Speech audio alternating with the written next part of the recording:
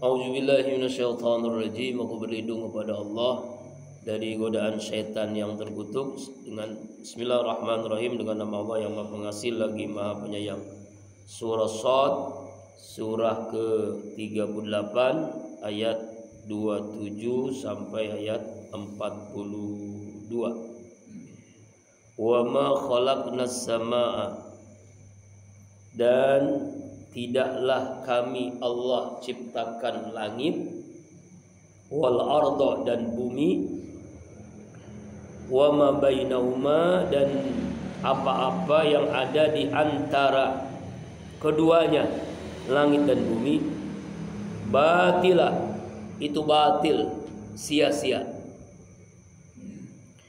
Allah Subhanahu wa taala menjelaskan di ayat 38 surah Shad ini tentang menciptakan kekuasaan Allah, yaitu makhluknya. Allah ciptakan langit dan bumi.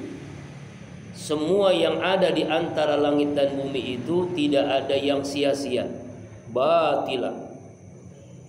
Makanya ada doa yang diajarkan di dalam Al-Quran, Rabbana haja batila, ya kan? Ketika kita melihat sesuatu, subhanaka faqina azabannar, itu kan doanya itu. Artinya kita mengakui bahwasanya semua ciptaan Allah, langit dan bumi, dan di antara langit dan bumi itu sesuatu yang sia-sia, sesuatu yang tidak ada manfaatnya. Semua apapun yang Allah ciptakan, langit dan bumi itu pasti yang memiliki hikmah, baik yang ada di langit, yaitu semua yang ada di langit, malaikat, ya kan? Kemudian yang ada di bumi, semuanya ada di bumi, dan di antara keduanya semuanya tidak ada yang batil, tidak ada yang sia-sia. Zalika zannul ladzina kafaru, itulah menjadi praduga, prasangka orang-orang kafir. Orang-orang kafir ini menduga apa yang diciptakan itu tidak ada manfaatnya, sia-sia. Semalam sebelum tidur saya melihat tentang ada orang mewawancarai orang-orang yang tidak percaya dengan Tuhan, ateis. Ateis itu orang yang tidak bertuhan, tidak percaya dengan Tuhan dia. Karena alasannya dengan berbagai alasan, akalnya itu mengatakan kita ini dengan adanya saya, karena memang adanya ibu ayah saya, begitu seterusnya. Saya tidak percaya dengan Tuhan, adanya Tuhan. Auzubillahi min dzalik. Nah, setelah itu diajak diskusi. Nah, ada yang percaya, ada yang tidak, gitu ya. Dicontohkan tentang apa itu, dia menyodorkan sebuah buku, lalu buku itu ada gambar-gambarnya. Nah, itu kan nggak mungkin buku itu yang tadinya putih lalu tiba-tiba dengan sendirinya ada gambarnya, kan nggak mungkin. Pasti ada penulisnya, pasti juga ada tintanya, ada macam-macamnya. Nah, itulah orang, nauzubillah min dzalik. Dan itu banyak. Di barat sekarang banyak orang yang tidak percaya kepada Tuhan. Makanya di ayat ini Allah Subhanahu wa taala mengatakan zalika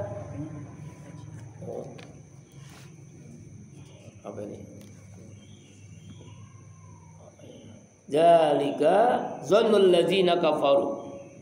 Demikianlah perdugaan, persangkaan orang-orang kafir. Orang-orang kafir itu menyangka bahwasanya ciptaan Allah itu sia-sia, tidak ada manfaatnya. Fawailul ladzina kafaru minan nar. Maka Allah katakan wail, celaka bagi orang-orang kafir, yaitu mendapatkan neraka, bagi mereka neraka. Kenapa? Karena mereka tidak mempercayai keadaan alam semesta ini. Karena itu di ayat 28 Allah Subhanahu wa taala menjelaskan, am naj'alul ladzina amanu wa 'amilus solihati, ataukah kami Allah jadikan bagi orang-orang yang beriman wa 'amilus solihat, dan orang-orang yang beramal soleh. Kal mufsidina fil ard, seperti orang-orang yang merusak di muka bumi ini. Am najalul muttaqina kal fujjar, ataukah pantaskah kami jadikan orang-orang bertakwa itu seperti orang-orang yang durhaka? Ya.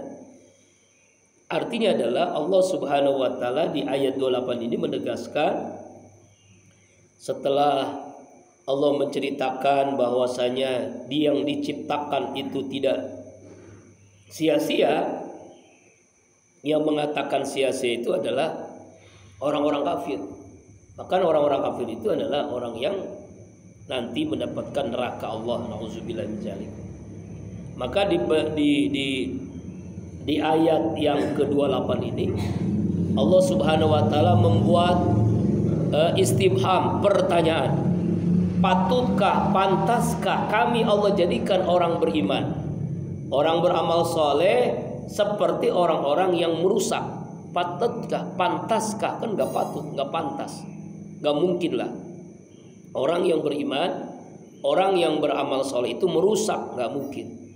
Karena dia tahu, ya, dia beriman kepada Allah, pasti dia ingin memberikan manfaat buat dirinya, keluarganya, lingkungannya. Ya, khairun nas anfalun nas, orang yang terbaik itu memberikan manfaat buat sekelilingnya. Gak mungkin kal mufsidina fil ardi, merusak di muka bumi ini.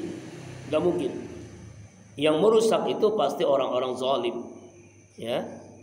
Jadi Allah Subhanahu wa taala ayat ini dijelaskan dalam tafsir Ibnu Katsir, yaitu ya, orang-orang yang beriman, beramal soleh tidak pantas, tidak patut dia merusak. Ini menyimpulkan bahwasanya akal, ya, yang Allah berikan kepada manusia itu bisa memahami dengan sangat jelas. Kalau orang beriman, orang beramal soleh, tidak mungkin dia merusak. Apalagi amnajalul muttaqina kal fujjar, pantaskah kami jadikan orang yang bertakwa itu seperti orang-orang yang durhaka? Enggak mungkin. Allah itu maha adil. Orang yang beriman, orang yang beramal soleh, apalagi orang yang bertakwa, ditempatkan di dalam surganya Allah.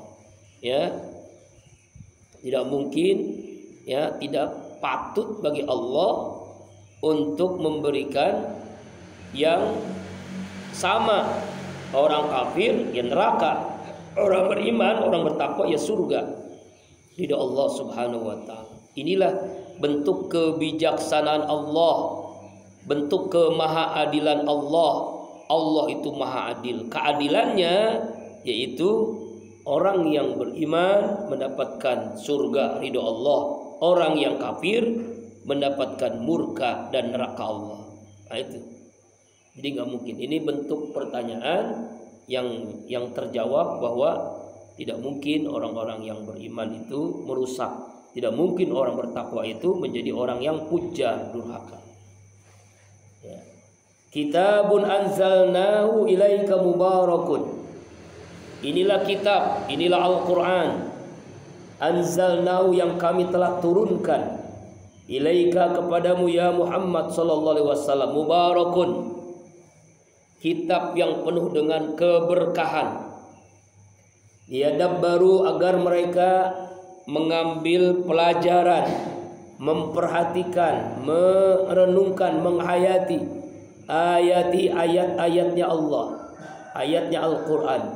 Walizakkara ulul albab, dan agar mengambil pelajaran dari orang-orang yang cerdas, ulul albab.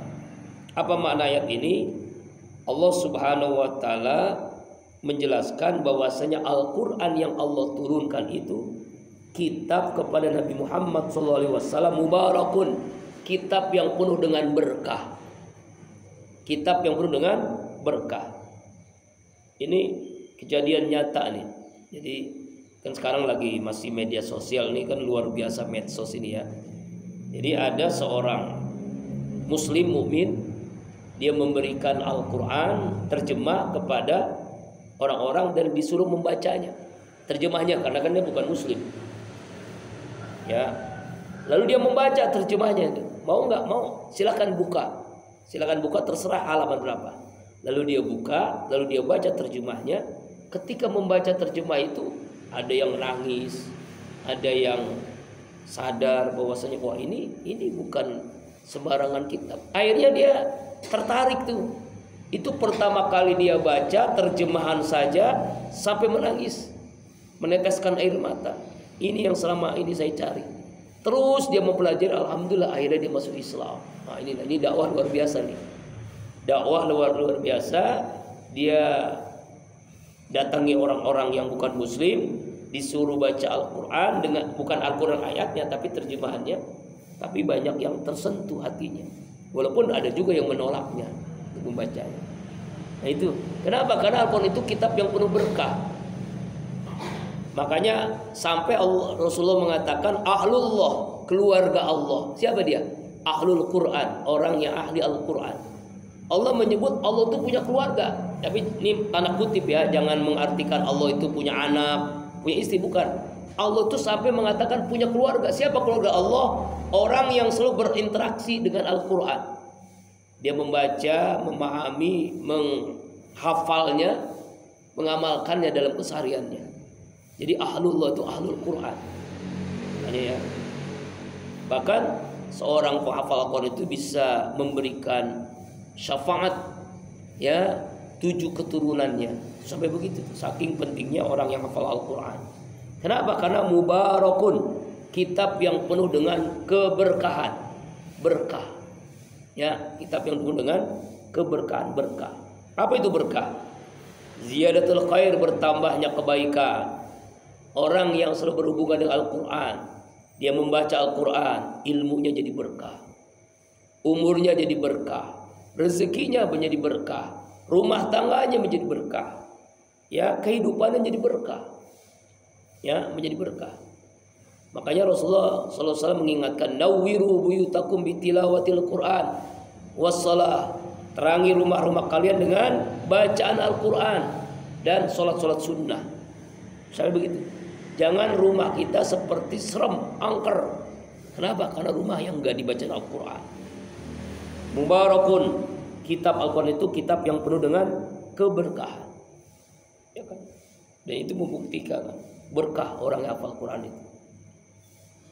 Ya, liyadabbaru, agar mereka mampu mempelajarinya, merenungkan dan menghayati ayat-ayatnya Allah, mengambil pelajaran dari Al-Quran. Ya, khairukum man ta'allama al-Quran wa 'allamahu, kata Rasulullah dalam hadis sahih, sebaik-baiknya kalian adalah orang yang belajar dan mengajarkan Al-Quran. Liyazakkara ulul albab, dan dengan Al-Quran itu kita dapat mengambil pelajaran, orang-orang yang cerdas. Orang yang cerdas maka dia akan mengambil pelajaran dari Al-Quran. Ya, Al-Quran itu buku petunjuk. Contoh misalnya, kita membeli mobil, lalu mendapatkan buku petunjuk Al-Quran. Lalu kita mengatakan, ini kan ya mobil gua, ya terserah gua gitu ya. Kita egois nih. Dia tidak mengikuti buku petunjuk yang dikeluarkan oleh mobil itu. Akhirnya asal-asalan aja dia. Olinya nggak pernah diganti, bensinnya juga asal-asalan dan sebagainya. Apa yang terjadi? Mungkin nggak sampai 1 tahun mobil itu akan turun mesin, akan rusak. Kenapa bisa begitu? Padahal mobil baru. Ya, karena dia tidak mengikuti petunjuk buku yang ada, yang dikeluarkan oleh mobil itu. Allah ciptakan kita. Allah tahu tentang kondisi kita. Lalu Allah turunkan buku petunjuknya, Al-Quranul Karim. Kita tidak mau membacanya, kita tidak mau isinya, apalagi mengamalkannya. Gimana akhirnya? Ya seperti tadi, ya seperti mesin mobil akan rusak. Nah, itulah Al-Quran. Nauzubillahi min dzalik. Allah Akbar. Ya, ini. Kemudian ayat 30. Wa wahabna li Dawuda Sulaiman. Sekarang kisah Nabi Daud dan Nabi Sulaiman alaihissalam. Wa wahabna li Dawuda, kami anugerahkan, kami karuniakan kepada Nabi Daud Sulaiman, anaknya, yaitu namanya Sulaiman. Ni'mal abdu, dia ada sebaik-baiknya hamba. Innahu awwab, sesungguhnya dia adalah orang yang selalu bertaubat, selalu kembali kepada Allah Subhanahu wa ta'ala. Nabi Ibrahim punya anak namanya Ismail dan Ishak. Nabi Ishak punya anak namanya Nabi Yakub. Nabi Yakub punya anak namanya Nabi Yusuf. Nabi Yusuf punya anak namanya Nabi Daud. Nabi Daud punya anak namanya Sulaiman. Terus jadi keturunan Nabi itu dari Nabi Ibrahim alaihissalam. Maka Nabi Ibrahim itu dikatakan apa? Bapaknya para nabi, Abul Anbiya. Ya, karena dia selalu berdoa kepada Allah, Rabbi habli minas salihin, ya Allah anugerahkan kepada hamba anak cucu yang saleh. Dan anak cucunya Nabi Ibrahim adalah nabi-nabi semua, anak-anak yang saleh. Nah, Nabi Daud dia punya istri, dalam tafsir Ibnu Katsir jumlahnya 100 istri. Masya Allah. Bayangin Pak, istrinya 100. Kita istri satu susah ngurus. Nabi Daud istrinya berapa? 100. Padahal Nabi Daud itu Pak, sehari puasa, sehari tidak. Istrinya 100. Berarti sehari tidak kan gitu kan. Nabi Daud tuh Senin Selasa, Senin puasa, Selasa enggak. Begitu seterusnya. Yo Nabi Daud. Salatnya begitu juga. Masya Allah, lihat salatnya. Makanya Nabi mengatakan, ya, kalau ingin kalian mengikuti, ikutilah Nabi Daud. Kalau kalian kuat melaksanakan ibadah, ikutilah Nabi Daud. Nabi Daud puasanya sehari puasa, sehari tidak. Salatnya luar biasa, sepanjang malam dia salat. Makanya fisiknya luar biasa kuat. Isinya 100. Bayangin Bang. Ya. Pak Muid 100 bininya. Pak Muid berapa isinya? Masya Allah. Dari isi yang 100 itu ada anaknya namanya Sulaiman alaihissalam. Jadi berarti anaknya juga lebih banyak lagi kan. Tapi dari sekian banyak anaknya hanya satu yang jadi nabi, yaitu Sulaiman. Innahu awwab, sesungguhnya dia adalah orang yang selalu bertaubat. Tafsir Ibnu Katsir menjelaskan awwab ini adalah Nabi Sulaiman itu nabi yang ibadahnya luar biasa, taatnya dan selalu bertaubat. Awwab. Makanya ada sholat awwabin, ya kan ya? Apa itu sholat awwabin? Sholat yang dilaksanakan di antara maghrib dengan isya setelah sholat badiah. Dulu ada saya punya seorang guru ya, itu selalu melaksanakan sholat awwabin 6 rakaat. Karena ternyata kenapa? Kita mungkin tidak mampu puasa Senin Kemis gitu ya, misalnya. Tapi ada amalan yang bisa menandingi puasa Senin Kemis. Di antaranya amalan ba'da maghrib sampai isya jangan ngapa-ngapain kecuali ibadah. Dan di antara ibadah itu adalah ibadah sholat awwabin. Setelah kita zikir sholat ba'diyah maghrib, lalu kita sholat awwabin, usolli sunnatan awwabin. Masya Allah, itu pahalanya luar biasa ya. Cara kita ingin meninggal husnul khotimah, lakukanlah ibadah antara maghrib dengan isya.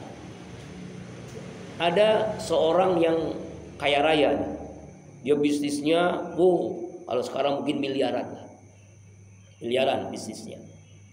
Ya, suatu saat anaknya ini ya yang megang tasnya itu isinya uang.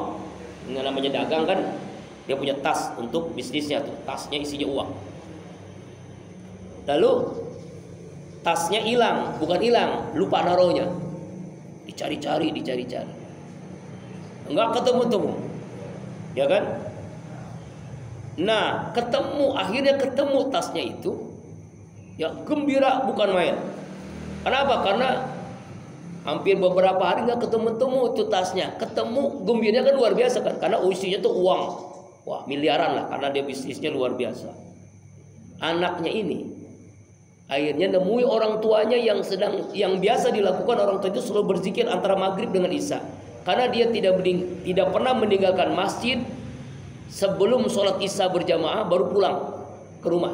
Ini amalan ulama ini. Orang ayahnya ini.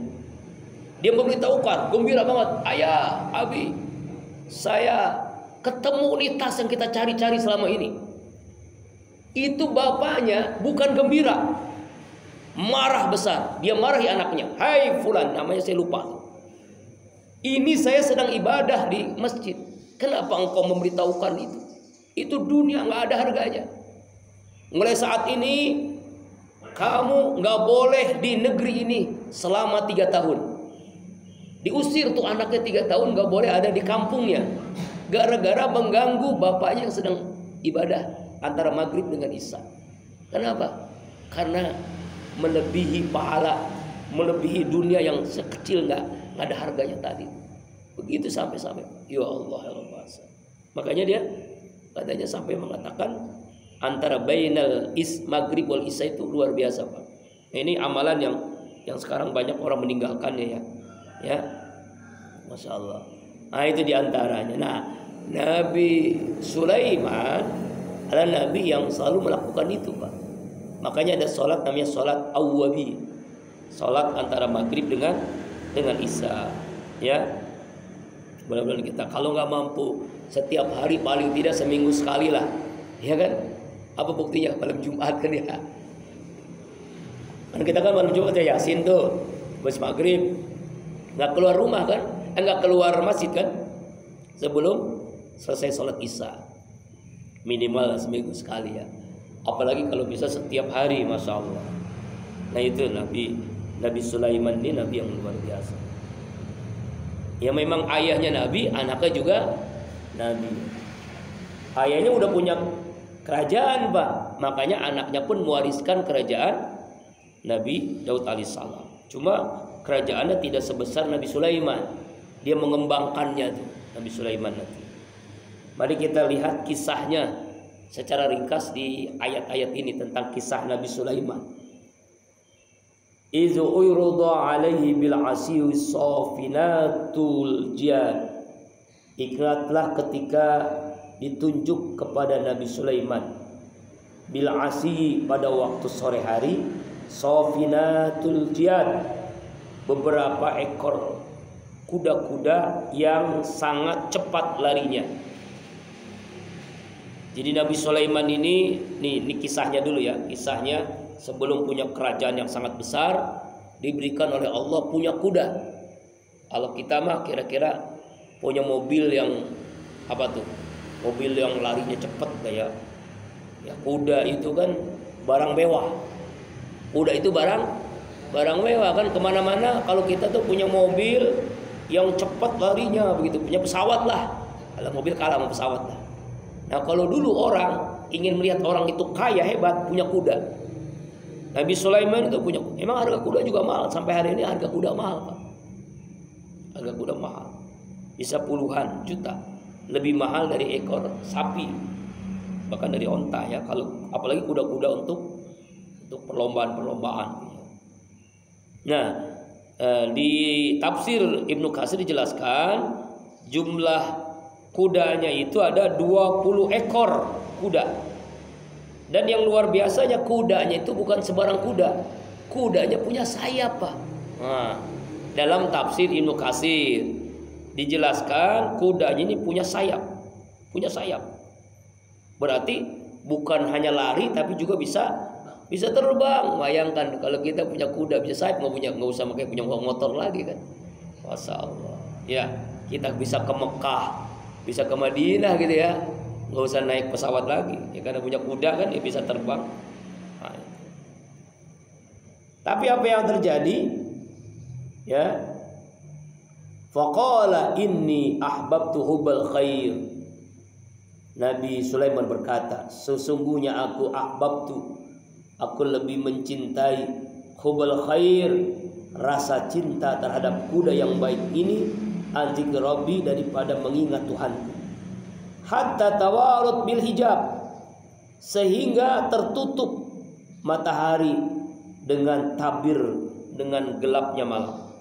Apa maksud ayat ini? Yaitu ya menceritakan Nabi Sulaiman karena diberikan oleh Allah kuda-kuda yang sangat hebat, kudanya punya sayap bisa terbang, akhirnya Nabi Sulaiman ini sibuk dengan kudanya. Emang begitu kadang-kadang kita kan ya. Kita punya barang baru nih, mobil baru, motor baru, biasa sibuk tuh, lupa ibadah, ya kan? Punya istri baru, lupa ibadah kan? Lupa kepada Allah nih. Nabi Sulaiman begitu nih, pernah lupa kepada Allah nih. Ya, akhirnya sampai terlewatkan sholat asar tuh. Ya. Dan ini bukan sengaja, Pak. Karena sibuk yang luar biasa dengan apa? Dengan kudanya itu, diurus kuda-kudanya itu, sibuk dia. Sibuk dengan kuda-kudanya itu. Allah Akbar. Ya walaupun memang dia sholat juga, tapi sholatnya sudah mendekati malam lah. Tawarud bil hijab, tertutup sinar matahari. Jadi sampai mau maghrib tuh, artinya matahari tertutup, maghrib lah.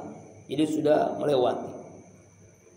Akhirnya karena disibukkan dengan itu, kesel dia nih kan. Ya kesel dengan apa yang dilakukan ini, salah ini. Sebelumnya Nabi Sulaiman Nabi yang sangat taat kepada Allah, tapi ketika diberikan harta kuda yang luar biasa, mulai dia sibuk dengan dunianya. Emang begitu, kadang-kadang kan kita kan begitu kan ya. Makanya kenapa kita nggak kaya-kaya? Kalau kita kaya nggak ibadah lagi ke masjid, Pak. Ya kan, bisa lah begitu. Kan kadang-kadang orang kan kalau punya yang baru-baru biasa sibuk dilapin, dicuciin, itu motor, itu mobil, karena masih baru kan. Coba kalau udah 5 tahun, 6 tahun, 10 tahun, nah, ya, parkirnya pun di dalam, ditaruh di tempat yang aman dan sebagainya. Nah, kalau Nabi Sulaiman gitu, punya kuda, tersibukkan dengan kudanya, lupa dengan ibadah. Apa yang terjadi? Rudduha alayya, maka kembalikanlah kuda kepadaku. Fatofika pasham bisuki wal a'naq, lalu dia mengusap kuda tadi pada kakinya dan pada lehernya. Apa yang dimaksud dengan mengusap tadi? Menebas. Kesel dengan kudanya, dia sembelih itu kudanya. Bukan hanya lehernya disembelih ketika kemarin kurban, kambing, sapi, sampai kakinya pun ditebas. Ya Allah, saking apa? Saking marahnya dia karena apa? Karena kuda ini yang menyebabkan dia lalai kepada Allah. Masya Allah ya. Ya kan? Ini seperti Umar bin Khattab. Umar bin Khattab ini ya namanya sahabat Nabi kan, selalu sholat berjamaah di masjid. Suatu saat karena sibuk dengan ladangnya, dengan pertaniannya, dia nggak mendengar suara azan. Lalu ada sahabat yang pulang dari masjid. Ya kalau itu kan nggak ada mic kan, nggak kedengeran kayak kita gitu. Lalu dia nanya, "Hei fulan, kamu dari mana?" "Dari masjid. Sholat berjamaah asar. Tadi kamu kemana Umar?" "Astagfirullahaladzim. Innalillahi wa inna ilaihi raji'un." "Ya Allah, saya nggak tahu udah masuk waktu sholat asar. Gara-gara ini ladang, saya sibuk dengan ladang ini, saya tidak sholat asar berjamaah di masjid." Apa yang dilakukan Umar? Gara-gara ladang ini, saya tidak sholat berjamaah di masjid, saya wakafkan seluruh ladang ini di jalan Allah. Menginfakkan seluruh ladangnya di jalan Allah gara-gara tidak sholat asar berjamaah di masjid. Nah begitulah kira-kira. Kira-kira bisa nggak Pak ya? Ya kita beli mobil baru, motor baru, sibuk dengan motor mobil baru, dengan handphone baru, istri baru. Gara-gara ini motor saya tidak sholat berjamaah di masjid. Mulai saat ini motor saya infakkan untuk pesantren Qalbun Salim. Iya, saya wakafkan untuk ustadz. Masya Allah. Misalnya begitu ya. Nah, bisa nggak begitu Pak? Nah inilah yang dilakukan Nabi Sulaiman. Karena dengan kuda ini dia tidak sholat asar, akhirnya dia sholat, tapi sholatnya terlambat. Dia menebas, dia marah tuh. Nabi Sulaiman ini kan punya pedang yang dibuat ayahnya Nabi Daud. Pedangnya tajam luar biasa. Dia tebas, dia sembelih itu kuda-kuda, dan bukannya lehernya, tapi juga kakinya ditebas, ya Allah. Bisuki, kaki, wal a'naq, leher. Makanya ya Nabi Sulaiman itu luar biasa. Ditangkap itu kuda, lalu disembelihlah kuda itu. Ya Allah, ya Rabbana. Ya, Allahu Akbar. Nah inilah, jangan sampai memang dunia ini kadang-kadang melalaikan kita untuk ibadah kepada Allah Subhanahu wa taala. Nabi Sulaiman pun pernah melakukan itu ya, dia lalai. Walaqad fatanna Sulaimana, dan sungguh kami menguji Nabi Sulaiman. Nabi Sulaiman diuji oleh Allah. Ujiannya berat banget nih Pak, nih baru tahu saya di ayat ini. Wa alqaina ala kursi jasadan summa ana. Kami letakkan dia di atas kursi sebagai tubuh yang tidak berdaya. Summa ana. Kemudian dia kembali kepada Allah Subhanahu wa taala. Ya. Jadi begini ceritanya Pak, dalam tafsir Katsir ini penjelasan lengkap nih. Jadi Nabi Sulaiman ini ya punya cincin kerajaan ya, yang membuat cincin ini ya, cincinnya ini bisa menaklukkan. Nabi Sulaiman ini kan Allah berikan kelebihan menaklukkan, bisa bicara dengan binatang, bisa bicara dengan jin, bahkan menaklukkan jin. Jadi pasukannya itu, bala tentara itu bukan hanya manusia, bukan hanya binatang, tapi jin. Nah, cincinnya itu satu saat, cincinnya ini kan dia punya istrinya juga sama dengan Nabi Daud, 100 orang dalam tafsir Ibnu Katsir. Di antara istrinya itu ada yang paling senior lah, istri yang paling utama, yang paling cantik, yang paling utama, istri yang pertama biasanya kan. Lalu dia kasih itu cincinnya biasa, biasa kepada istrinya. Suatu saat ini ada iblis, bukan iblis ya, jin yang namanya jin ini malih rupa. Malih rupa itu dia membentuk seperti Nabi Sulaiman. Nabi Sulaiman ke kamar mandi istilahnya lah, dan nitip cincinnya kepada istrinya. Nah lalu dia jin itu berbentuk manusia seperti persis Nabi Sulaiman. Pokoknya suaranya, wajahnya, omongannya. Lalu dia minta cincinnya kepada istrinya. Padahal bukan jin, bukannya Nabi Sulaiman tapi jin. Istriku, mana cincin tadi? Dia ambil itu cincin. Ya kan, diambil itu cincin. Akhirnya dipakai itu cincin. Nah, dia menjadi raja Sulaiman. Padahal bukan Nabi Sulaiman, itu jin tadi. Dia memerintahkan kepada semuanya. Ada Nabi Sulaiman, manusia yang biasa tuh, keluar kan dari kamar mandi istilahnya, lalu menanyakan, mana cincinku, istriku? Lah, kamu bagaimana sih? Kan saya udah kasih. Apa saya nggak pernah menerima cincin itu? Wah, ini ada wajah yang sama kan? Akhirnya tuh jin itu memerintahkan supaya menangkap dan mengusir itu. Siapa tuh yang serupa dengan dia? Padahal itu jin. Akhirnya sekarang rajanya bukan Sulaiman, jin tadi itu. Karena ini ujian Allah nih. Jadi Nabi Sulaiman akhirnya diusir dan menjadi gelandangan lah, menjadi orang biasa. Karena dia nggak punya ilmu lagi, nggak punya kerajaan lagi, karena sudah diambil cincinnya. Misalnya mahkotanya lah kira-kira yang yang dititipkan ke istrinya tidak tahu itu bukannya. Dalam sebuah riwayat yang anehnya ini, ya dalam tafsir Ibnu Katsir juga, dia itu kan biasa tuh mensetubuhi istrinya. Aneh nih, ini jin ini namanya jin kan, bukan Nabi Sulaiman. Dia itu mensetubuhi istrinya di waktu haid. Belum pernah terjadi, karena Nabi Sulaiman nggak mungkin. Masa Nabi, jangankan Nabi, manusia kita aja kan nggak boleh menggauli istri dalam keadaan haid. Nah ini jin ini aneh, dia itu menggauli istrinya yang 100 itu ketika haid. Nggak ada yang ketika, namanya setan kan, jin. Allahu Akbar. Makanya istri yang pertama itu nggak mau, banyak nggak mau, nolak. Lah saya lagi haid, kenapa waktu suci kamu nggak minta, tapi lagi haid malah minta? Ya bukan manusia kan, jin. Nauzubillah min dzalik. Mana kisahnya tuh? Ini dijelaskan dalam tafsir Ibnu Katsir. Makanya di sini dijelaskan ya, Nabi Sulaiman itu diletakkan kursinya. Maksud diletakkan kursinya itu artinya yang mengambil kursi kerajaan itu bukan dia lagi, yaitu jin tadi. Maka Nabi Sulaiman pun berkata kepada Allah, Rabbighfir, ya Allah ya Tuhanku, ampuni dosaku ya Allah. Mungkin karena Nabi Sulaiman ini merasa sombong gitu dengan kerajaan yang dimiliki oleh Allah Subhanahu wa taala, maka Nabi Sulaiman pun bertaubat.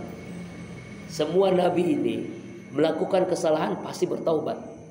Nabi Yunus, la ilaha illa anta subhanaka inni kuntu minaz zalimin. Nabi Adam, Rabbana zalamna anfusana wa illam taghfir lana wa tarhamna lanakunanna minal khasirin. Bahkan Nabi kita Muhammad SAW lebih daripada itu. Allahumma anta rabbi la ilaha illa anta khalaqtani wa ana abduka wa ana ala ahdika wa wa'dika mastata'tu abu'u laka bi ni'matika alayya wa bi faghfirli fa innahu la yaghfiru dzunuba illa anta. Sayyidul istighfar. Nabi Sulaiman juga bertaubat. Apa taubatnya? Ya Allah, ampuni hamba. Rabbighfirli, ampuni hamba. Wahabli, anugerahkan kepada hamba mulkan kerajaan. La yang bagi, yang tidak patut dimiliki lahadin bagi seorang pun min ba'di setelahku, selainku. Innaka antal wahhab, sungguhnya engkau adalah maha pemberi. Berdoa kepada Allah. Dia orang biasa nih Pak. Nabi Sulaiman itu orang biasa karena udah diusir kan. Jadi orang biasa dia. Jadi orang biasa, bukan nabi lagi. Orang pun nggak, ya orang biasa, nggak kenal dia nabi, nggak kenal dia raja. Karena raja palsunya adalah jin tadi kan. Jin tadi. Ya jin tadi. Allah doa kepada Allah. Nabi Sulaiman ingin diampuni dosanya dan ingin supaya kembali lagi kerajaannya. Ya kerajaannya. Allah Akbar walillahil hamd. Nah ini banyak hadis-hadis yang menjelaskan tentang hal itu ya. Ya Nabi Sulaiman alaihissalam berdoa kepada Allah ya agar dikembalikan kerajaannya kepada dia. Kemudian apa yang terjadi? Fasakharna lahu riha tajri bi amrihi an haitsu asab. Lalu kami tundukkan untuk Nabi Sulaiman angin. Nah, jadi Allah berikan angin kepada Nabi Sulaiman alaihissalam. Ya, mungkin semacam angin tornado begitu ya, angin puyuh lah. Angin dia naik Pak. Angin dia naik. Bayangkan tuh kalau tadi kuda yang lari cepat dengan sayapnya, sekarang angin. Dengan angin itu dia bisa melewati. Wah, namanya kecepatan angin kan ya seperti naik pesawat, lebih dari pesawat. Naik angin. Tajri bi amrihi, yang berhembus menurut perintahnya. Jadi angin itu kayak anak buahnya gitu. Diperintahkan, disuruh ngapain gampang. Rohaan haitsu asab, dengan lembut kemana saja ia berkehendak. Ya, dia mau kemana nih? Mau ke Mekah, mau ke Madinah, dengan angin tuh. Dengan angin yang jadi Allah mengganti kuda yang disembelih itu dengan angin. Diriwayatkan dalam Tafsirul Katsir, anginnya itu misalnya nih kalau dengan kuda itu perjalanan dari satu negeri ke negeri lain itu 1 bulan. Dengan angin ya berangkat pagi, sore udah sampai. Dengan angin. Perjalanan biasa itu 1 bulan, bahkan dalam riwayat lain perjalanan 1 tahun. 1 tahun tuh saking jauhnya. Tapi dengan angin yang dia tundukkan itu, yang Allah berikan kepada Nabi Sulaiman, ya kemanapun dia berangkat sangat cepat dia melewatinya. Ya kan? Dengan angin tadi. Wasyayatina kulla bannain wa ghawas, dan kami tundukkan kepada setan-setan, setiap setan itu ahli bangunan dan menyelam. Jadi artinya doanya dikabulkan oleh Allah Subhanahu wa taala.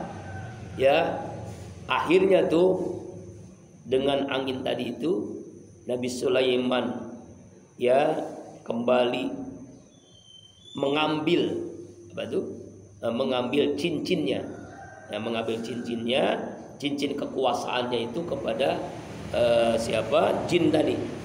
Lalu jin itu akhirnya berubah bentuk seperti ya jin lagi kan, seperti setan lagi.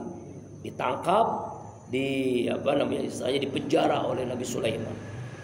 Ya, Nabi Sulaiman ini memiliki kelebihan, ya, ya, dia bisa memerintahkan jin-jin, syayatin, ini maksudnya jin-jin, maksudnya setan-setan, jin-jin. Kullabananin, yang masing-masing setan ini bisa membangun bangunan yang sangat besar, wagawas, dan mengambil mutiara-mutiara. Makanya kenapa kerajaan Nabi Sulaiman itu kerajaan yang sangat besar? Karena memang dibantu oleh jin-jin tadi.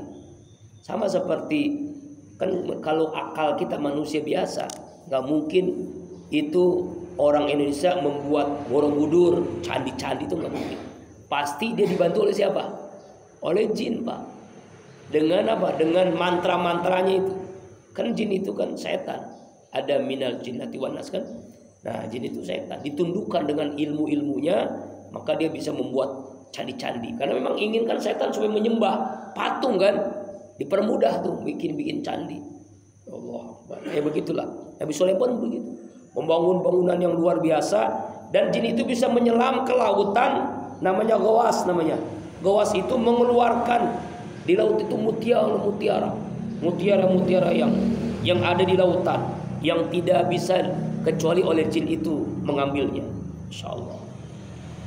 Wa qarina muqarrana bil asbat, dan sebagian setan terikat di belenggu-belenggu. Artinya setan yang tidak mau tunduk kepada Nabi Sulaiman itu diikat, ya, kemudian di penjara.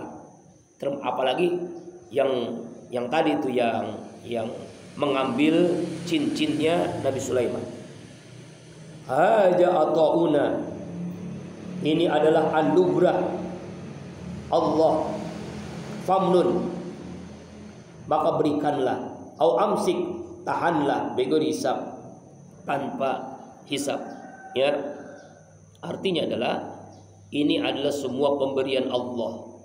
Allah memberikan kepada Nabi Sulaiman alaihissalam kerajaan yang lengkap, kekuasaan yang sempurna, yang apa yang diminta oleh Nabi Sulaiman Allah berikan.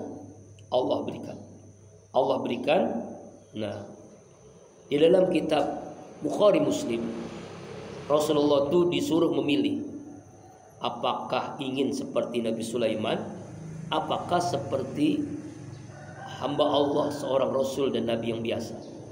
Maka Rasulullah memilih, lebih baik saya menjadi manusia biasa, seorang Nabi, tetapi ya bisa masuk duluan ke dalam surga. Itulah Nabi Allah, Nabi Rasulullah SAW. Ya, jadi Rasulullah itu disuruh milih oleh malaikat Jibril. Rasulullah memilih sebagai apa? Nabi biasa. Artinya orang biasa, tidak seperti Nabi Sulaiman alaihissalam. Memang hanya satu-satunya yang Allah berikan Nabi Sulaiman, ya kan, yang memiliki kerajaan yang sangat besar, gitu kan. Wa inna lahu indana lazul wa husna ma'ab, dan sesungguhnya baginya di sisi Allah dekat dan sebaik-baiknya tempat kembali, yaitu negeri akhirat. Inilah tentang Nabi Sulaiman alaihissalam. Itu diantara kisah Nabi Sulaiman. Kemudian jamaah rahimakumullah, sekarang udah ain ya, berarti itu judul baru. Udah ain, makanya kita kan disunahkan berhenti di huruf ain. Tapi karena kita memang biasa bacanya satu lembar, kita lanjutkan di ayat yang berikutnya, yaitu tentang kisah Nabi Ayub alaihissalam. Sekarang Nabi Ayub nih udah selesai, Nabi Sulaiman. Wazkur abdana Ayub, ada huruf mim di atas kalimat Ayub, berarti kita berhenti ya dalam ilmu tajwid. Ingatlah ya Muhammad SAW, hamba kami namanya Ayub. Ya Ayub. Siapa ini Ayub? Nabi yang luar biasa, diuji oleh Allah dengan sakit. Sakitnya luar biasa. Seluruh pori-pori tubuhnya ini penyakit. Semuanya ada penyakit, Pak. Semuanya belatung, matanya semuanya sampai kaki. Hanya kolbunya yang bersih. Nah, sampai begitu. Dulunya kaya raya, hartanya habis untuk berobat. Dulunya anak istrinya, anaknya meninggalkan dia, istrinya pun akhirnya meninggalkan karena nggak kuat, ya kan? Hartanya berlimpah, tapi semuanya dicabut oleh Allah Subhanahu wa taala. Nasibnya ya jadi sampah di kota itu karena orang nggak mau mendekat, bau luar biasa. Ya selama 18 tahun. Bayangkan Nabi Ayub sakitnya 18 tahun. Semua orang tidak mau mendekatinya. Istrinya pernah pernah juga untuk memberikan makan dan sebagainya. Allah Akbar. Tetapi pernah suatu saat Nabi Ayub istrinya ngomong, "Hai, misalnya suamiku, engkau ini kan nabi yang dekat dengan Allah, mintalah supaya disembuhkan penyakitmu." Ya, apa jawaban Nabi Ayub? Iznada rabbahu anni masani syaitan bisu wa azab. Ya, dia berkata, sesungguhnya aku telah menimpaku gangguan setan berupa penderitaan dan bencana ini. Jadi arti Nabi Ayub tuh tidak pernah minta sembuh, Pak. Luar biasa. Dia mengatakan bahwasanya ini adalah cara setan menggodaku supaya aku nggak mau ibadah. Dia malah senang dengan begini, Pak. Bayangkan. Jadi Nabi itu syukur di atas kesabaran, sabar di atas kesyukuran. Susah lah gimana ngejelasinnya. Ada orang sabar, dia berdoa supaya sembuh, itu biasa. Tapi kalau Nabi Ayub bersyukur atas musibah, ini luar biasa. Bayangin, susah kalau kita. Masya Allah subhanahu wa ta'ala. Bahkan doanya itu dalam surah Al-Anbiya bukan minta sembuh. Apa doanya? Anni masana durru wa anta arhamur rahimin. Ya Allah ya Rabb, sungguhnya aku telah ditimpa penyakit. Engkau adalah ya Allah Maha Penyayang. Engkau Maha Penyayang di antara semua penyayang. Cuma minta itu aja. Enggak minta apa? Enggak minta sembuh, Pak. Enggak minta sembuh. Kenapa? Karena dia mengatakan bahwa dengan sakit ini ampunan terhadap dosa. Dengan sakit ini Allah sedang mengangkat derajatku. Dengan sakit ini semakin dekat aku dengan Allah. Subhanallah. Kalau kadang-kadang kita ini baru sakit puyeng-puyeng sedikit, ngeluhnya udah kemana-mana ya. Ya Allah, malu kita sama Allah ya Allah. Ya kan? Inilah Nabi Ayub.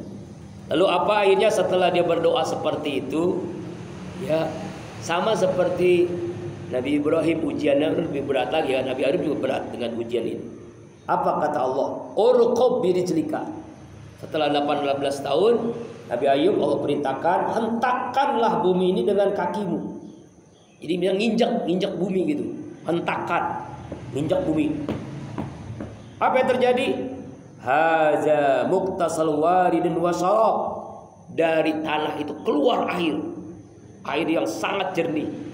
Sama seperti Nabi